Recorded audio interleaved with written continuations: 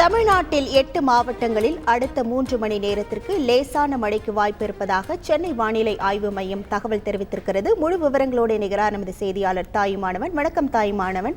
எந்தெந்த மாவட்டங்களுக்கு மழைக்கு வாய்ப்பு இருப்பதாக தெரிவிக்கப்பட்டிருக்கிறது? முழு விவரங்கள் என்ன? தமிழகத்துல அடுத்த 5 தினங்களுக்கு பல்வேறு மாவட்டங்கள்ல இடியுடன் கூடிய கன முதல் மிக கனமழைக்கு வாய்ப்பு இருப்பதா வானிலை ஆய்வு மையம் தகவலை வெளியிட்டிருந்த ஒரு சூழல்ல டெல்டா மாவட்டங்களாக இருக்கக்கூடிய நாகை, தஞ்சாவூர், திருவாரூர், புதுக்கோட்டை மற்றும் தென் மாவட்டங்களாக இருக்கக்கூடிய ராமநாதபுரம், தூத்துக்குடி, திருநெல்வேலி, கன்னியாகுமரி மற்றும் புதுவை, காரைக்கால் பகுதிகளில் அடுத்த 3 மணி நேரத்திற்கு, அதாவது மதியம் 1 மணி வரைக்கும் இடியுடன் கூடிய லேசான மழைக்கு வாய்ப்பு இருப்பதாக வானிலை ஆய்வு மையம் தகவலை வெளியிட்டிருக்கிறது.